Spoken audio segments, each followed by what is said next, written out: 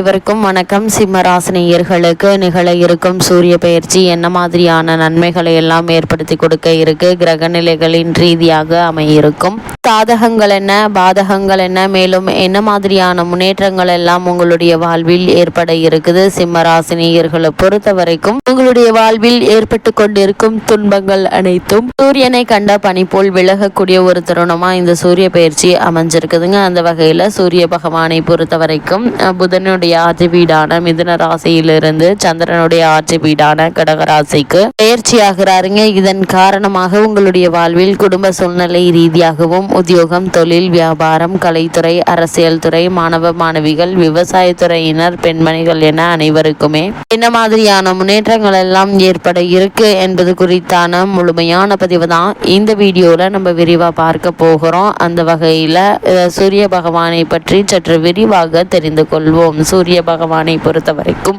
ஒருவருக்கு அரசு அதிகார பதவியை தருபவர் சூரியன் தான். சூரியன் பலமாக இருந்தால் பல யோகங்கள் உண்டாகும், தலைமை பதவியும் அதிகாரமும் ஆரோக்கியமும் அமையும். இப்படி இந்த சூரிய பகவானால் என்ன மாதிரியான யோக பலன்கள் எல்லாம் நம்மளுடைய வாழ்வில் கிடைக்க இருக்கு என்று பார்க்கும்போது, ஒருவருக்கு அரசு அதிகார பதவியை தருபவர் சூரியன் தான். சூரியன் பலமாக இருந்தால் பல யோகங்கள் உண்டாகும். ஒருவருடைய ஜாதகத்தில் சூரியன் யோக நிலையில் இருந்தால் தலைமை பதவி தானாக தேடி வரும். உலகமே திரும்பி பார்க்கும் வகையில் குன்றின் மேல் இட்ட விளக்கு போல அதிகாரம் தானாக தேடி வரும். சிறந்த நிர்வாகி என்ற பெயர் கிடைக்கும் என்பது ஐதீகங்க. அது மட்டும் இல்லாம சூரிய பகவானை பொறுத்த வரைக்கும் சூரியன் தந்தை காரகன் என்பதால் தந்தையினுடைய பாசம் அபரிமிதமாக இருக்குங்க. தந்தை வழி சொத்துக்கள் கைக்கு வருங்க. மனதைரியம் அதிகரிக்குங்க. அறிவும் திறமையும் அதிகரிக்குங்க. எடுத்த முடிவில் உறுதியாக இருப்பீங்க. எந்த முயற்சிகளையும் சமாளிக்கும் மன தைரியத்தை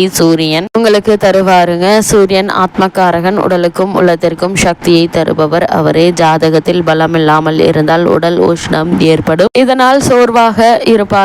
அது மட்டும் இல்லாமல் கண் பார்வை கோளாறு ஏற்படும், தலைவலி, தலை சுற்றல் ஏற்படும். சூரியனால் என்னென்ன யோகங்கள் வரும் என்று பார்க்கும்போது, மீன ராசியில் சூரியன் அமர்ந்து கடகத்தில் சந்திரன் இருக்க ராஜேஸ்வர் யோகம் ஏற்படுகிறதுங்க. இந்த யோகத்தை பொறுத்த வரைக்கும் இவர்கள் சிறந்த கற்பனை திறன் மிக்கவர்கள். ராஜயோக அமைப்பு உண்டாகுங்க. அரசு கல்லூரிகளை அரசு வேலைகளில் தேடி வரும். சமூகத்தில் உயர்ந்த அந்தஸ்துடன் திகழ்பவர்களுக்கு வாழ்க்கை இனிமையாக இருக்கக்கூடிய ஒரு தருணமா அமைய இருக்குதுங்க. சூரியனும் புதனும் ஒன்றுக்கொன்று நெருக்கமான கிரகங்கள். ராசியில் அடிக்கடி கூட்டணி அமைத்து சஞ்சரிப்பது புத அதிபத்திய யோகங்க. இந்த ராஜ யோகம் தான் கல்வியில் சிறந்த முன்னேற்றத்தையும் செல்வாக்கும் தேடி வர வைக்கும் என்பதை சூரியனுடைய சஞ்சார நிலை உங்களுக்கு அறிவுறுத்துதுங்க. ஒருவருடைய ஜாதகத்தில் சூரியனுக்கு 12ஆம் வீட்டில் சந்திரன், ராகு, கேதுவை தவிர செவ்வாய், புதன், குரு, சுக்கிரன், சனி இவர்களில் ஒருவர் இருந்திருந்தால் அது வசி யோகம் ஆகும். இந்த வசி யோகத்தில்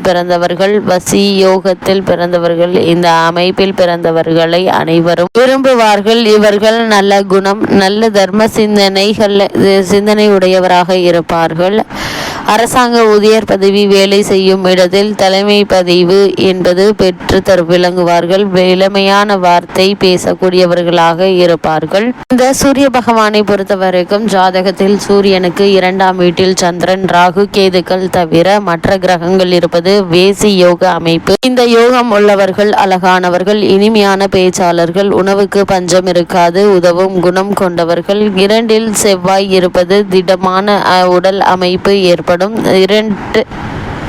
ராசிக்கு 2இல் செவ்வாய் இருப்பது திடமான உடல் அமைப்பு ஏற்படுங்க. 2இல் புதன் இருந்தால் கல்வி அறிவு அதிகரிக்குங்க. 2இல் குரு வித்தைகள் கூடும். சுக்கிரன் இருந்தால் செல்வம் கூடும், சுகபோக வாழ்வு அமையும். 2இல் சனி இருந்தால் பல திருமணம் நடக்கும். சூரியனுடன் சனி, ராகு, கேது கூட்டணி பெற்று அமைந்திருந்தால் வேசி யோகம் செயல்படாது. அதே போல இந்த காலகட்டத்தை பொறுத்த வரைக்கும் சூரியன் மேசம், சிம்மம், தனுசு ஆகிய ராசிகளில் ஏதேனும் ஒன்றில் இருந்து 12இல் குரு அல்லது செவ்வாய் இருந்தால் சிறப்பான யோக அமைப்பு என்று தாங்க சொல்ல வேண்டும். அதே போல சூரியன் 12 புதன் சுக்கிரன் சனி இருப்பது சிறப்பான யோகங்க. சூரியனுக்கு 12 புதன் இருந்தால் உலக புகழ் பெறுவார்கள், செல்வ வளம் கிடைக்குங்க. 12 செவ்வாய் இருந்தால் புத்திரர்கள் அதிகம் உண்டாகுங்க. சூரியனுக்கு 12 குரு சனியோடு இணைந்திருப்பதால உடல் ஊனம் ஏற்பட வாய்ப்புகள் அதிகம் உள்ளதுங்க. அது மட்டும் இல்லாம இத்தருணங்கள்ல சூரியனுக்கு 2ஆம் வீட்டில் சந்திரன் சஞ்சரிப்பது அல்லது லக்னத்தில் சூரியன் 2ஆம் வீட்டில் புதன் 11 சந்திரன் இருக்க வேண்டுங்க. குரு சந்திரனுக்கு 4, 7, 10 ஆகும் இடங்களில் இருப்பது பாஸ்கர யோகம் ஆகுங்க. இந்த அமைப்பு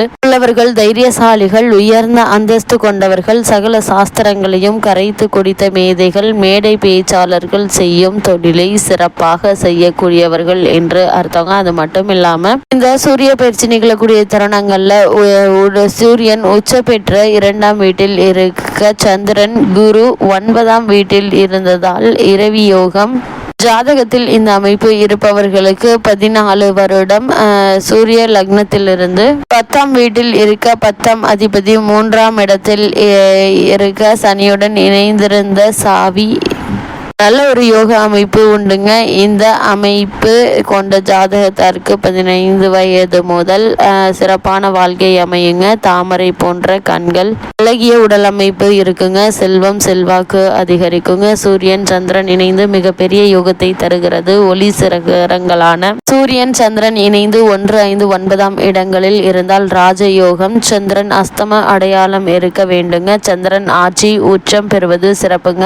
ரிஷபத்தில் சூரியன் சந்திரன் இணைவு, கடகத்திலும் சூரிய சந்திரன் இணைவு சிறப்புங்க. லக்னத்திற்கு 2, 3, 11 ஆம் இடங்களில் இணைந்திருப்பது யோகம் என்றுதாங்க சொல்ல வேண்டும். அதே போல 4, 7, 10 ஆகிய வீடுகளில் இணைந்திருப்பது சுமாரான யோகத்தை ஏற்படுத்துங்க. அது மட்டும் இல்லாம சிம்மராசினியர்களுக்கு சூரிய பயிற்சி நிகழக்கூடிய தருணங்கள்ல என்ன மாதிரியான நன்மைகள் எல்லாம் ஏற்பட இருக்கு என்று பார்க்கும் போது, ராசிநாதனான சூரியன் பலமாக இருக்கிறாருங்க. சுக்கிரனும் உங்களுக்கு சாதகமாகவே இருக்கிறாருங்க. அதனால் நீங்கள் செயல்களில் ஊக்கமும் தைரியமும் கிடைக்குங்க. பணப்பற்றாக்குறை அகலுங்க. அலுவலகத்தில் கடுமையான பணி சுமை இருந்தாலும் தேவைக்கு ஒரு ஆதரவு உங்களை கை கொடுக்குங்க. பாக்கியஸ்தானத்தில் செவ்வாய் ஆட்சி பலம் பெற்று இருப்பதால் சகோதர உறவுகள் கை கொடுக்குங்க. ரியல் எஸ்டேட் முதலான வார்த்தைகள் நன்றாக இருக்குங்க. வீடு வாங்குவது, விற்பனை விற்பது போன்றவற்றில் சமூக நிலை ஏற்படுங்க. அது மட்டும் இல்லாம என்ன மாதிரியான விஷயங்களை நீங்கள் கவனமாக இருக்க வேண்டும் என்று பார்க்கும்போது,